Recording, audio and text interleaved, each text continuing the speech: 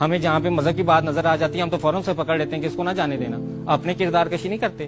ہمارے وہ جون ایریا نے کہا تھا بولتے کیوں نہیں میرے حق میں آبلے پڑ گئے کیا زبان پہ. کیمرہ آن ہے بتا تو دیں تو کیا ان کے بارے میں بولتے ہوئے آبلے پڑتے ہیں زبان پہ. یہ سوشل میڈیا والوں کو, یہ پرنٹ میڈیا والوں کو, یہ جو میڈیا والے ہیں کیوں نہیں بتاتے. یہ جو پچھلے دنوں واقعہ ہوا ہے لاہور گرامر اسکول کا جس میں وہ بچیوں نے کہا کہ ہماری تصویریں لیک ہوئی ہیں اور ہماری جو ہے وہ ٹیچرز ہمیں ہراس کرتے. کدھر گئی عوام ساری, کدھر گئے وہ لوگ سارے جو یہاں پہ بیٹھے تھے, جو لبرل تھے, جو فیمنسٹ موومنٹ چلا رہے تھے, جو لبرلزم کا نعرہ لگا رہے تھے, جو میرا جسم میری مرضی کا نعرہ لگا رہے تھے. ان لڑکوں کی وہ لوگوں کی زبان پہ آبلے پڑ گئے. آپ کیوں نہیں بولتے؟ آپ کیوں نہیں کہتے کہ اس تعلیمی نظام کو بند کیا جائے؟ بھائی یہ کیپٹلزم ہے, بھائی یہ سیکولرزم ہے, اس کو بند کیا جائے. یہ لبرل ہونے کے نام پہ سیکچوئل ہراسر بن گئے. وہاں پہ تو ہمیں کچھ بھی نظر نہیں آتا, وہاں پہ تو ہم پرسنل میٹر کہتے ہیں. لیکن کسی مدرسے کے اندر ہمیں کوئی واقعہ نظر آ جائے پھر ہمارا دیکھیں کیسے جوش جاگتا, پھر دیکھیں ہمارے اندر کیسے شعور کی جو ہے وہ کھڑکیاں کھلتی, ہمیں کیسے نظر آتا سب کچھ. ہم لوگ منافق لوگ ہیں, ہم لوگ دوگلے لوگ ہیں. ہم لوگ جہاں پہ دیکھتے ہیں نا کہ کسی کے پاس اختیار کم ہے, کسی کے پاس دولت اور طاقت کم ہے, ہم چڑھائی کر دیتے ہیں اس پہ. اور جہاں پہ ہم دیکھتے ہیں کسی کے پاس دولت اور طاقت زیادہ ہے وہاں پہ ہم پھر فوراً ڈپلومیٹک ہو کے نہیں بالکل یہ پرسنل میٹر ہے. دیکھیں یہ تو ایک چیز کا پرسنل ہے. یہ دیکھیں کچھ ہو سکتا ہے انہوں نے کچھ کیا ہو سکتا ہے انہی کے قصور ہو سکتا ہے یہ ہو. تو مدرسوں میں ہم لوگ یہ بات کیوں نہیں کرتے کہ ہو سکتا ہے ایک مولوی خراب ہو سارے نہ ہو سکتا ہے ایک مولوی نے اگر گناہ کر دیا ہے تو سارے ایسے نہیں ہوں گے.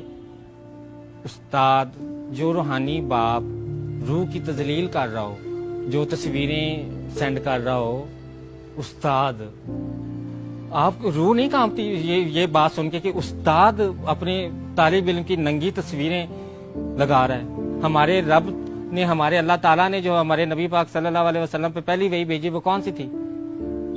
پڑھ اپنے رب کے نام سے جس نے تجھے پیدا کیا. تو پڑھائی کی تو اتنی تعلیم کی اہمیت تھی, تو وہ تعلیم کی اہمیت ہمارے معاشرے میں تو ایک کاروبار بزنس بن گئی. مطلب کہ وہ جو ایک ٹیچر کی قدر تھی, وہ جو ایک روحانی باپ کی قدر تھی, وہ ہمارے پاس نہیں ہے. ہمیں پتہ ہی نہیں ٹیچر کیا ہے. ٹیچر ہو تو ہمیں پتا ہو. ہمارے پاس تو بزنس ہے کہ پرائیویٹ سکولز میں آج کل جو ہے نا ڈے بڑے منائے جاتے ہیں.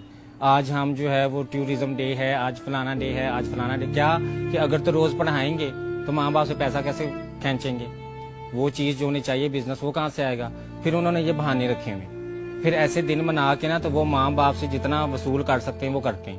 مطلب کہ مجھے تو لگتا ہے کہ کل کلام کوئی ایسا وقت بھی آ جائے گا کہ اسکول والے کہیں گے کہ آپ کے بچے کی جو ہے نا سائیکولوجیکل ہیلتھ اور مینٹل ہیلتھ کے لیے آپ جداد کا آدھا حصہ بھی ہمارے اسکول میں رکھوا دیں, تاکہ بچہ جو ہے نا وہ مینٹلی ریلیکس رہے, اسے پتا ہو کہ میرے پاس فیوچر سیکورٹی ہے. ظاہر بات ایسے تو نہیں نا کہیں گے کہ ہمیں آدھا حصہ جداد میں سے دے دو. اس کے لیے بھی ایک بہت بڑی فلم بنائیں گے. اس فلم کے اندر پھر مختلف فینسی لفظ استعمال کریں گے.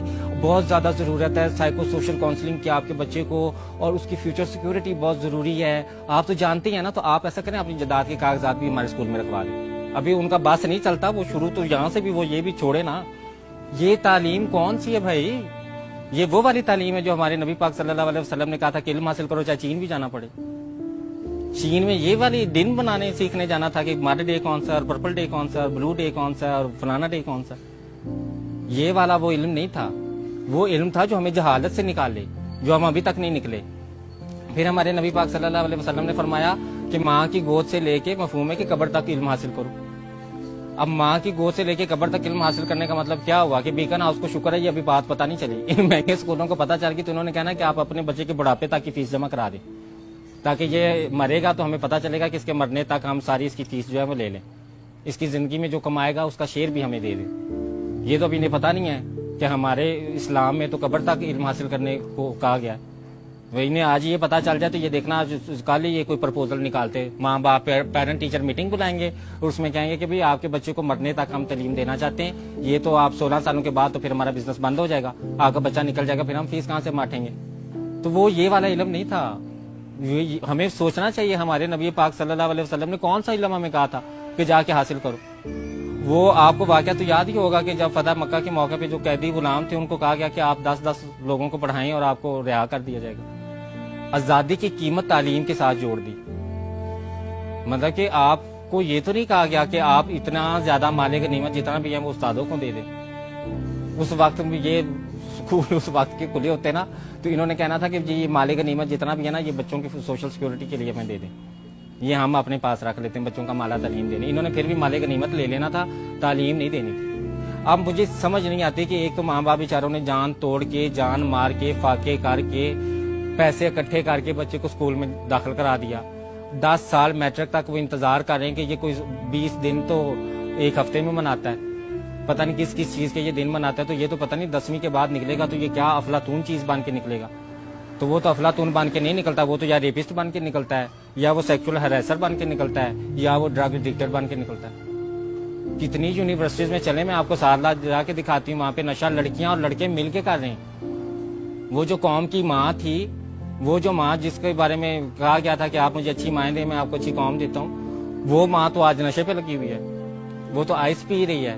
वो बाप, वो जो जन्नत का दरवाजा बाप है मुस्तकबिल का, वो लड़का जिसने बाप बनना है, वो लड़का जिसने आने वाली नस्ल को संवारना है, वो तो नशे पे लगा हुआ है। इल्म की अहमियत तो हमारे मजहब ने इतनी ज्यादा बताई है, ठीक है ना। और उस इल्म की अहमियत को लेके हमने बीकन हाउस बना दिया, हमने दारे अरकम बना दिया, हमने सिटी स्कूल बना दिया, लेकिन हमने वो चीज नहीं बनाई जो बननी चाहिए थी। हमें वो वाले स्कूल बनाने चाहिए थे जहां पे हुकूमत ने भैंसें ना बांधी होती, जहां पे स्टूडेंट आते, क्योंकि रियासत की जिम्मेदारी है तालीम देना।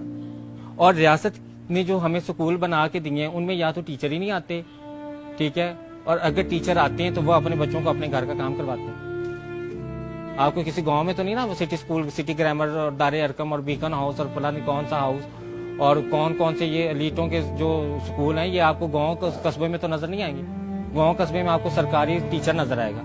सरकारी टीचर का इमेज क्या है मुझे बताएं आप। एक रूहानी बाप गांव में भी बैठा हुआ है ना, हमारा जो एक कस्बे है इतने ज्यादा, वहां पे भी एक रूहानी बाप बैठा है जिसकी हम बात नहीं करते।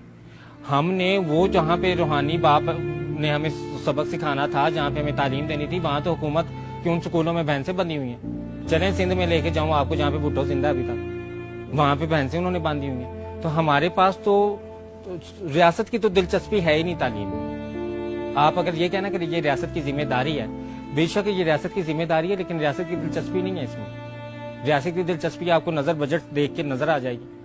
आप तालीमी बजट देखें, आपको नजर आ जाएगा कि कितना तालीम को जरूरी समझती है हमारी रियासत इंसानों की।